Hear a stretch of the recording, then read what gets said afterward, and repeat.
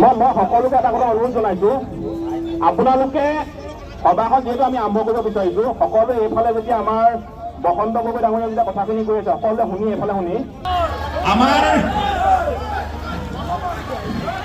বহুতৰে কিছু কিছু মনৰ কথা ক'বলগীয়া আছে।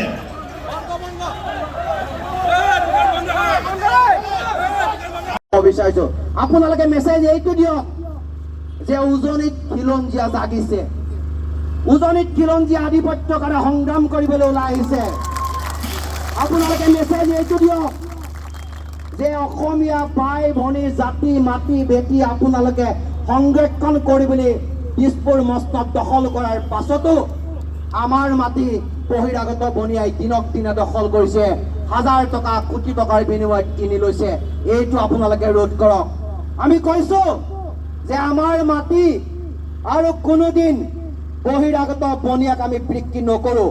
আমি ঐতিহাসিক শিৱদৌলৰ সন্মুখত আজি সমবেত হোৱা হাজাৰ হাজাৰ অসমীয়াই এটা কথাই ক'ব খোজে, মোৰ দেশ, মোৰ ভাষা, মোৰ প্ৰাণৰো প্ৰাণ, আৰু ইয়াত অনা অসমীয়াৰ গুণদামী নচলিব, ইয়াত অনা অসমীয়াৰ গুণদামী নচলিব, হয়নে? আমাৰ অসমীয়াৰ ভনী জিমি দাসক ৰাজপথত লৈ চোঁচৰাই আনি প্ৰহাৰ কৰা হ'ল, আৰু প্ৰহাৰ কৰা অনা অসমীয়া দুটা হৈছে অৰুণ লাহতি আৰু পোদ্দাৰ, মনীষ পোদ্দাৰ। গতিকে অৰুণ লাহতি আৰু মনীষ পোদ্দাৰ আজিৰ পৰা সাৱধান। অৰুণ লাহতি আৰু মনীষ পোদ্দাৰ আজিৰ পৰা তহঁতি সাৱধান, আজিৰ পৰা তহঁতি সাৱধান। তহঁতি জেলৰ পৰা জামিন লৈ যদি ভাবিছ হাৰি যাম, হাৰি যাব নোৱাৰিবি। আমাৰ অসমীয়া ৰাইজৰ আদালতত এতিয়াও তহঁতৰ বিচাৰ হোৱা নাই। তহঁতি যেতিয়াই জামিন লৈ ওলাবি তেতিয়াই তহঁতৰ পিঠি বহল কৰি দিয়া হ'ব, তহঁতৰ পিঠি তেতিয়া কিন্তু বহল কৰি দিয়া হ'ব। আৰু দুটা মাৰোৱাৰী আছে, এটা বাৰ্গী আৰু এটা অংকুশ কেদিয়া। সেই দুটাই কি আমাৰ অসমীয়া ল'ৰাক জেলত ভৰাই।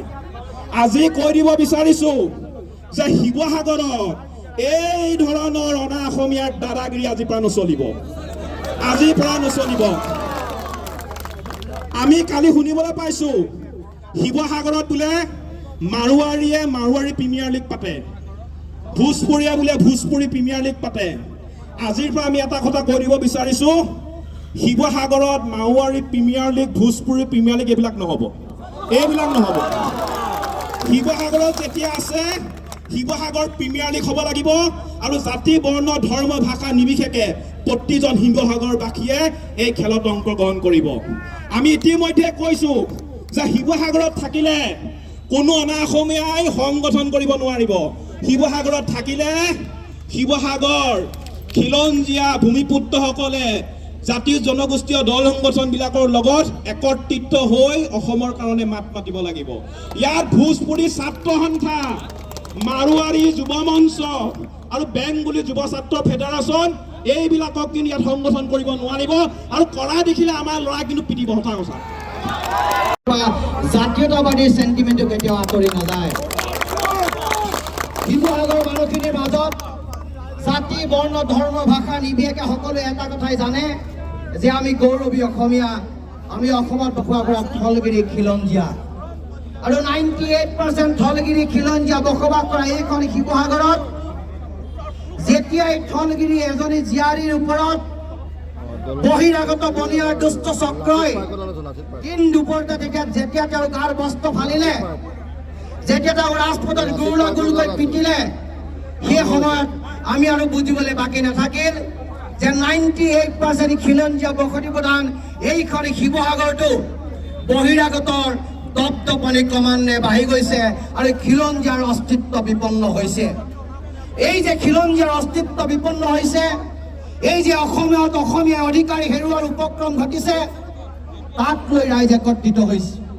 এই একত্ৰিত হোৱা ৰাইজে কোনো কংগ্ৰেছ, কোনো বিজেপি, কোনো ৰাইজৰ দল, কোনো CPI দলক সমৰ্থন কৰিব এগেইনষ্ট কৰি এই ৰেলী উলিওৱা নাই। আমি ৰেলী এইকাৰণে উলিয়াইছোঁ যে খিলঞ্জীয়াৰ আধিপত্য অসমত অনাদি অনন্তকালৰ কাৰণে থাকিব লাগিব। এইখন অসমত সম্পদ আমাৰ অধিকাৰ আমাৰ হ'ব লাগিব। এইখন অসমত বজাৰ আমাৰ পথাৰ আমাৰ হ'ব লাগিব। আৰু এই শ্লোগানে আগবাঢ়িবলৈ যাওঁতে এখিনি দুষ্ট চক্ৰই খিলঞ্জীয়া ঠলগিৰি ৰাইজৰ পক্ষত নাথাকি কেইটামান পইচাৰ বিনিময়ত বহিৰাগত দুষ্ট চক্ৰৰ পক্ষত লোৱা দেখা যায়। আমি আজি এইকাৰণে ক্ষোভিত হৈছোঁ যে আমি আজি চিটু বৰুৱা শৃংখল চলি আহোঁতে বা আমি কিয় ক'বলগীয়া হৈছে যে তোমালোকে শিৱসাগৰত অসমীয়াৰ সংগঠন তোমালোকে কৰিব নোৱাৰিবা। এই কথাটো ক'বলৈ যাওঁতে ফেচবুক হোৱাটছআপ বা কোনো মানুহৰ অনুগতসকলে আমাক সমালোচনা কৰিছে।